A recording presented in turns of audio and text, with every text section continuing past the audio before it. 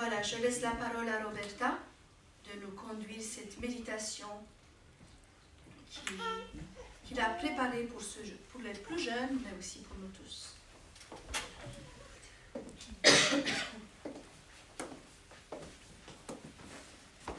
Alors c'est vrai, j'ai l'habitude de raconter des histoires pour les enfants et de m'occuper de la jeunesse pendant le matin. Mais aujourd'hui, je voulais partager ça pour tout le monde, peu importe votre âge. Alors ça, peut-être que vous connaissez WhatsApp, qu'on utilise pour parler sur nos groupes. On a le bonhomme jaune, Snapchat, il y a Facebook, TikTok, Instagram, Messenger, YouTube et Netflix. Vous les connaissez bien. Très bien. Alors, c'est la seule fois que je vais vous demander de prendre votre téléphone. Seule fois. Après, je vais vous demander de les éteindre ou peu importe, de les cacher, de faire ce que vous voulez. Oui, bon, on a fait un petit tour en arrière pour voir toutes les générations par lesquelles sont passés les téléphones. Et dans les réglages, sur les iPhones, voilà.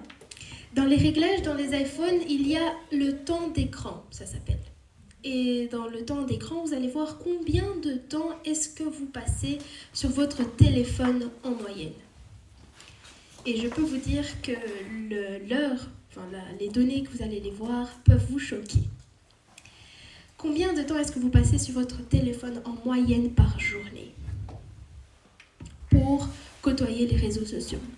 Regardez les nouvelles publicités ou peu importe, partager des stories Insta, Facebook, etc. C'est vrai que nous vivons dans une société un peu de Zombieland où chacun est un peu sur son téléphone et marche sans regarder ce qui se passe autour pour être intéressé pour voir qu'est-ce que X ou Y a mis sur Insta, sur Facebook, pour voir les dernières stories des influenceurs ou voir quel produit finalement va-t-il nous faire acheter. Des couples, les couples d'aujourd'hui, qui restent ensemble mais sur leur téléphone et ne profitent même pas finalement du paysage qui est autour. Chacun est de son côté. À table, quand on mange, on prend même plus le temps de déguster un repas, peut-être qu'il a pris quand même pas mal de temps à cuisiner. Chacun est sur son téléphone et notre cerveau prend même pas conscience qu'il est en train de manger. On prend plus le temps de demander comment ça a été ta journée, qu'as-tu fait à l'école. On préfère regarder une vidéo YouTube. Et je tiens à préciser qu'en regardant TikTok ou YouTube, vous lui fournissez seulement de l'argent et eux, ils sont contents. Hein. Et là, il y a une question qui se pose. On reste connecté, mais finalement, à qui? On reste connecté à son téléphone ou alors à quelqu'un d'autre. Voyons voir un peu quelles sont finalement nos priorités dans la vie. Eh bien, ça peut être l'école en tant que jeune, en tant qu'étudiant, en tant qu'élève. Ça peut être la réussite financière ou dans d'autres domaines. Ça peut être le travail. C'est vrai qu'on passe pas mal de temps, en tout cas nos parents qui travaillent pour nous, pour gagner de l'argent et nous faire avoir une vie assez aisée. Faire la fête jusqu'à 2-3 heures du matin. Sortir et s'amuser avec des amis. Ou alors la famille peut être une priorité. Je pense que si on demande à un petit enfant, comme Nati, Zaria c'est pas encore petit, mais Thierry, toi aussi, sa priorité à lui, ça sera de colorier ce dessin sans dépasser la ligne noire, qui est une interdiction. C'est d'écrire son nom cursivement, qui va être encadré dans ce petit carré, où ça sera de réussir à pouvoir terminer ce puzzle. Un étudiant, ça sera de réussir à pouvoir étudier et réussir ses examens. Ça sera de ne pas se coucher trop tard parce que le lendemain on a cours et il faut reprendre. Une infirmière, sa réussite et sa priorité, ça sera une pose correcte d'un cathéter, une prise de sang ou alors une bonne prise en charge du patient. Et un ouvrier, ça sera de bien terminer le mur, qu'il soit bien droit, de terminer son chantier à temps pour satisfaire son bel employé, le propriétaire de la maison, et pour être payé. Mais nous alors, en tant qu'enfants de Dieu, quel est notre objectif en tant qu'enfants de Dieu et comment pouvons-nous y parvenir? Et pour répondre à cette question, il n'y a pas de meilleur exemple que Jésus-Christ. Et on se demande quel était le secret de Jésus-Christ pour mener une vie de communion avec Dieu. La réponse, on la trouve dans Marc 1, verset 35, qui dit « Ara » Un matin, pendant qu'il faisait encore très sombre, il se leva et sortit pour aller dans un lieu désert où il pria. Voilà que maman nous a lancé une invitation à se lever chacun à 5h30 du matin pour se lever et prier en silence. J'ai commencé à le faire aussi depuis une semaine. C'est pas facile tous les jours. C'est vrai qu'on sort un peu de sa zone de confort. Mais je sais que ça apporte une bénédiction et une joie et une paix. Et c'est ce que Jésus faisait. Il sortait, il allait dans un lieu désert pour prier. Quand je disais au matin aux enfants, Dieu nous connaît par cœur. Il nous connaît dès la petite graine qui était inséminée à l'intérieur du ventre de notre maman. Il connaît notre faiblesse, il connaît aussi nos points forts. Et il connaît également comment nous-mêmes, nous partageons notre amour. Et j'ai lu un livre qui s'appelle « Les langages d'amour » de Gary Chapman, que je conseille pour tout âge. Franchement, il est incroyable ce livre. Et dans ce livre-là, il y a la description de 5 langages d'amour, que je ne vais pas rentrer en détail, mais je vais seulement les citer, qui sont les cadeaux, le toucher affectif, les services rendus, les paroles valorisantes, et le dernier qui me concerne moi, ce sont les moments de qualité. Ma famille, mes proches qui me connaissent, savent très bien que lorsque j'ai besoin un peu d'attention, ils vont peut-être faire un thé et m'inviter dans le salon. C'est ce qu'on fait avec maman quand elle part travailler l'après-midi et quand je commence un peu plus tard l'école. Elle fait un thé ou un chocolat chaud avec un biscuit et un gâteau et on passe seulement quelques instants, peut-être même 10 minutes, dans le canapé, assis. C'est notre moment de qualité et c'est à ce moment-là que je me sens le mieux.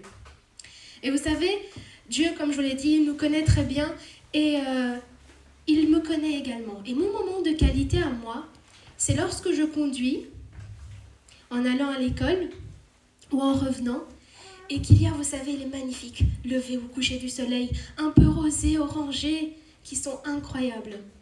À ce moment-là, je reçois un appel de Dieu et je prends la peine de décrocher cet appel et je lui raconte tout, mes craintes, mes peurs, mes joies. Je remets entre ses mains ma famille, l'église de la Louvière, mes frères et sœurs. Je lui dis tout et n'importe quoi. Parce que la prière est la meilleure connexion sans fil au monde.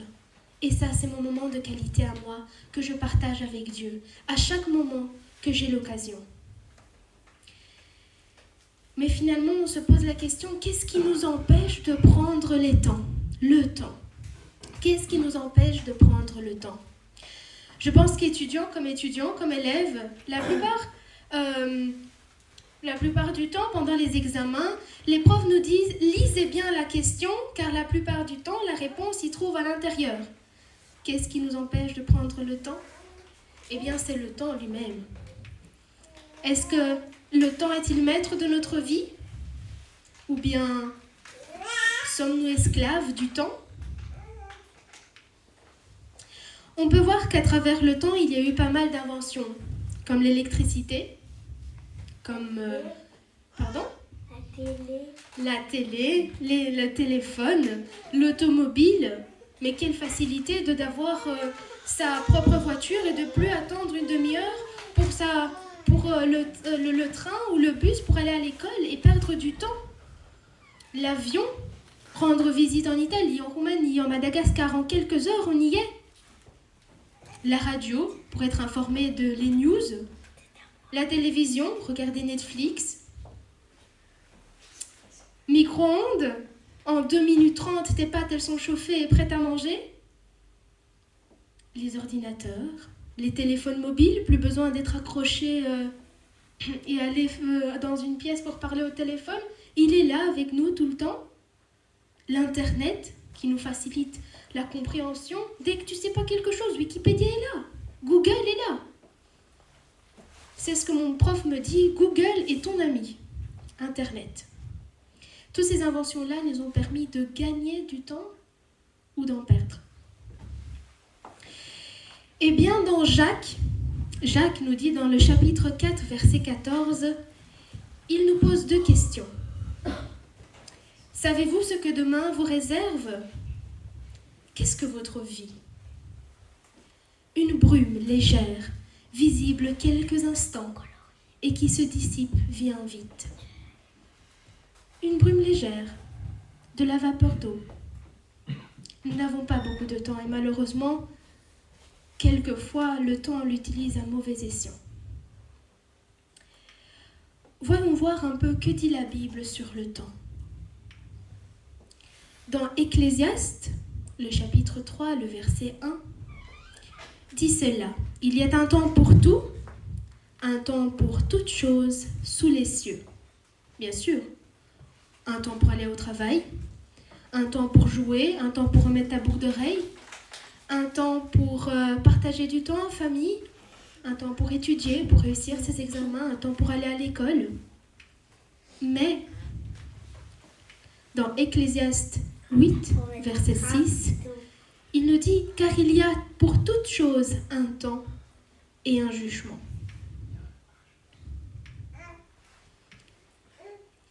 Samuel, tu veux bien lire, s'il te plaît ?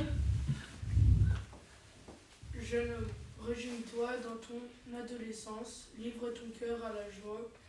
Durant ta jeunesse, marche en suivant les voies de ton cœur et les regards de tes yeux. Tu veux sortir en boîte de nuit jusqu'à 3h du matin ? Vas-y. Tu veux aller faire la fête ? Vas-y. Tu veux partager ton amitié avec un groupe de potes qui vont voler ? Vas-y. Tu veux peut-être faire genre d'être quelqu'un pour intégrer un groupe de potes parce que celui-là il te regarde en disant non mais toi t'es un peu au-dessus de tout le monde, tu te crois sain parce que tu veux pas fumer avec nous, tu veux pas partager ça, tu veux pas boire. Mais vas-y, tu es libre. Dieu te dit que tu peux faire tout. Réjouis-toi de ton adolescence, livre ton cœur à la joie durant ta jeunesse, marche suivant les voies de ton cœur et les regards de tes yeux. Mais le verset, le problème, c'est qu'il ne se termine pas là. Sache que pour tout cela, Dieu t'appellera à un jugement. Tu es libre de tout faire. Nous sommes libres de tout faire. Mais à un moment donné, il y aura l'heure du jugement qui va sonner et tu devras rendre compte de tout ce que tu as fait, de tout ce que tu as volé, ce que tes mots méchants ont sortis de ta bouche. On va être jugé, oui. Pour vivre selon la volonté de Dieu, nous devons faire le meilleur usage possible du temps qu'il nous a donné. Utilisons cette nouvelle génération 2021 avec toutes les facilités qu'il nous apporte à utiliser notre temps à faire du bien, à faire le choix d'utiliser ce temps à partager des moments en famille, à lire la Bible. Prendre un temps de sa journée pour passer des moments de qualité avec Dieu. Ça, c'est ma résolution depuis toujours. De prendre le temps pour Dieu. De prendre le temps dans des toutes petites choses qui paraissent tellement infimes, comme un coucher de soleil, où je vois la présence de Dieu dans ma vie. Erika, elle n'est plus là. Zaria, alors, tu veux bien lire, s'il te plaît ? Zaria. Tu veux bien lire ? Fuis les passions de la jeunesse et recherche la justice, la foi, la charité, la paix, avec ceux qui invoquent le Seigneur d'un cœur pur. Ça, c'est la recette d'une jeunesse vécue avec Dieu. Fuir les passions de la jeunesse et rechercher quoi ? La justice, la foi, la charité, la paix. Avec qui ? Avec ce groupe de potes là qui te regardent de haut et qui te jugent ? Non. avec des personnes qui partagent la parole de Dieu avec toi, avec des frères et sœurs, avec des amis qui viennent à l'église.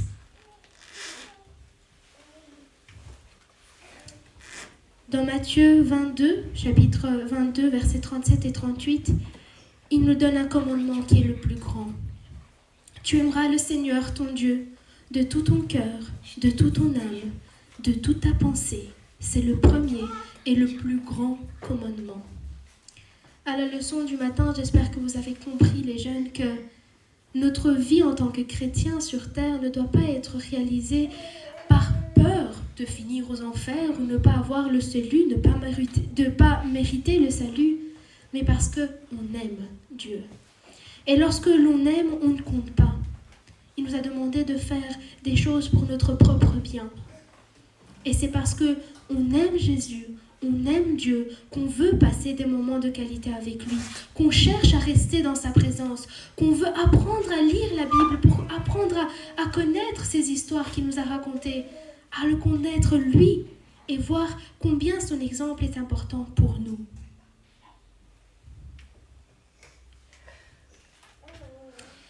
Le temps passe si vite, comme Jacques l'a dit, notre vie est une brume légère. Et à ce moment-là, je vous repose la question et je me repose la question à moi-même. Quelle est votre priorité dans la vie ? La réponse est simple. Lorsqu'on choisit de faire Dieu notre priorité, il nous promet qu'il changera nos vies. Lorsqu'on dépose à ses pieds nos problèmes, nos soucis, notre peur de ne pas réussir à l'école, notre peur de ne pas trouver un mari, notre peur de se demander qu'est-ce que demain nous réserve. Dieu nous promet que si on fait de lui notre priorité, toutes les choses, il nous les donnera gratuitement. Dans Matthieu 6, verset 33, dit cela, « Cherchez premièrement le royaume et la justice de Dieu, et toutes ces choses vous seront données par-dessus. » Faisons de Dieu notre priorité et déposons-lui tous nos problèmes et nos soucis. Amen. Amen. Je remercie beaucoup Roberta parce que c'est vrai, ce qu'elle vient de dire, elle s'adresse beaucoup à jeunes et comme elle est jeune, c'est logique qu'elle passe par les mêmes tentations, on va dire, et par le même doute. Mais tout ce qu'elle vient maintenant vous dire, c'est qu'elle a pensé dans une nuit comme ça. Le matin, elle s'est réveillée, elle a tout mis sur l'ordinateur. Bon, maintenant, elle a retravaillé un petit peu, mais tout ça, il est venu dans sa tête. Et quand j'ai attendu, par hasard, ça fait déjà 3 semaines, je pense, j'ai tombé sur ce qu'il a préparé, comme ça, sans réfléchir trop loin. Je me suis dit, waouh, c'est vraiment ça qui nous fait aussi, nous, les parents les plus âgés.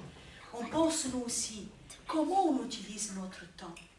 Parce que cette société d'aujourd'hui, on a dit qu'on a des facilités. Et c'est vrai, quand j'ai vu ça, je dis, mais oui, c'est vrai, elle a raison.